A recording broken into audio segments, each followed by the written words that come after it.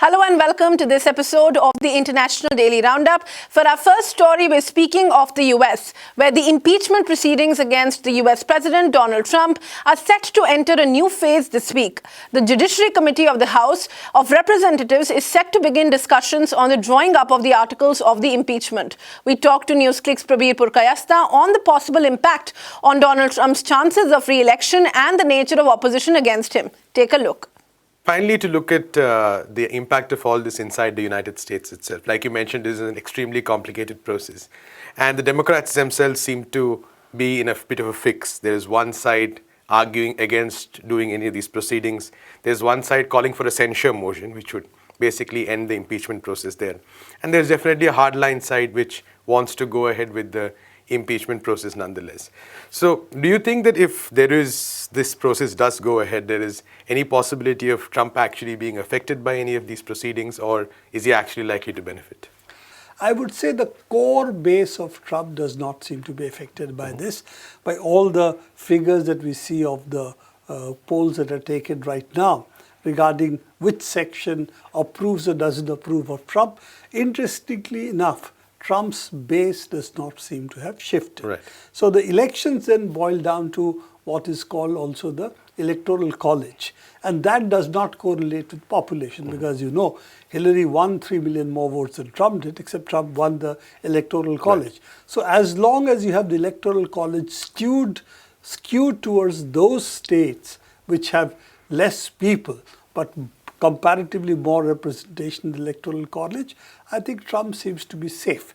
There are 3 or 4 states, swing states, which are called the swing states, but that would depend on who the Democrats put up. Right. If they put up somebody like Biden, somebody like now the guy who has thrown his hat in the ring, the former mayor Michael Bloomberg. Bloomberg, the former mayor of New York, and a billionaire. He's going to throw his billions into the ring. Of course, Trump is a failed billionaire because his real estate business actually always made losses. And he's the richest bankrupt American ever, probably. But if you take Bloomberg or Biden, I don't think Trump would really face a problem. If it came against somebody who also can turn against him the base which is affected by all that's happening in the United States, like Bernie Sanders, then I think you could have a different kind of election.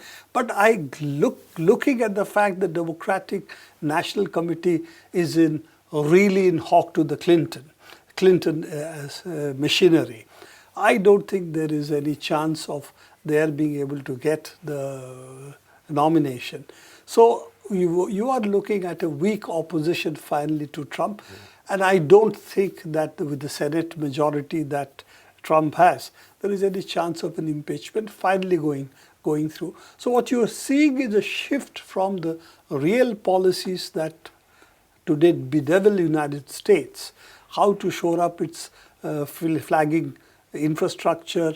It's really, if you go to the United States, you will see that for instance, the airports, the roads, all of this really look relatively third world, shall we say, that compared to what you see in China, for example. So I think this is the crisis that the US, all the political parties want not to face. Right. And the result, therefore, is talking about how to make America great again and how to fight a few more wars. Trump has not withdrawn from our war. He has sent more soldiers to Syria. He wants a war with Iran.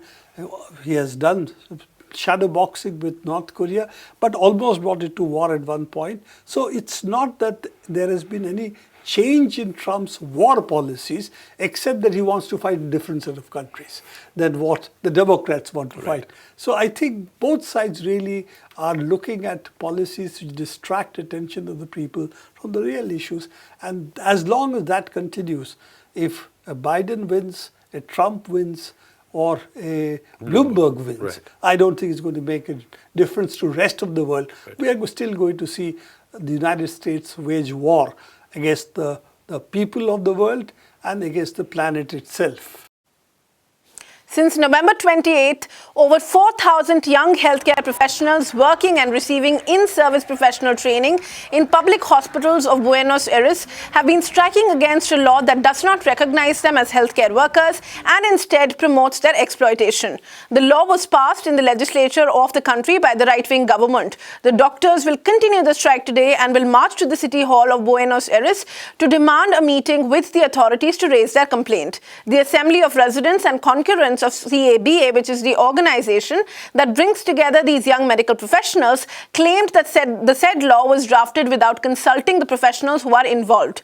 On the same day as the day of the voting, hundreds of workers who demonstrated outside the city legislature building demanding that the legislatures should stop the session and open a negotiation process. However, they were violently repressed by the city police with tear gas and also sticks. The law defines them as trainees and also disregards the nature of the work in emergency department and calls it a continuous intensive training process. It takes away their right to take part in collective negotiation processes and also reduces the days of maternity or paternity leave to 14 from 30 and the stress leave from 10 to 7, among other discriminations. We'll keep a tab on that story. Moving on, Iraq's parliament on Sunday, which is December the 1st, accepted the resignation of the Prime Minister Adel Abdul Mahdi. Prime Minister Mahdi had announced on Friday, which is November the 29th, that he will be resigning after more than 60 protesters were killed by the Iraqi security forces in 3 days of violence. More than 20 people were killed in Najaf, 40 people were killed in the city of Nasiriyah, and 3 were killed in Baghdad in the 3 preceding days. Earlier, the Grand Ayatollah Ali Sistani, Iraq's senior-most Shia leader, had condemned the use of deadly force against the protesting civilians and had called on the parliament to install a new government. Following the Prime Minister's announcement, Speaker of the Iraqi Parliament, who is Mohammad al-Halbouzi, had said that he would now ask the President of Iraq, Barham Saleh, to name the new Prime Minister. The constitution now also requires Parliament's largest bloc to nominate a candidate for the Prime Minister's post within the next 15 days, following which the Prime Minister designate will have 30 days to form the new government and the cabinet as well.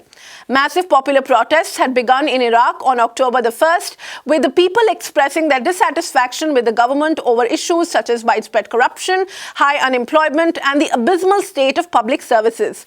According to the Iraqi Human Rights Commission, more than 430 people have been killed and 19,000 people have been injured at the hands of the Iraqi security forces since the protests had first begun.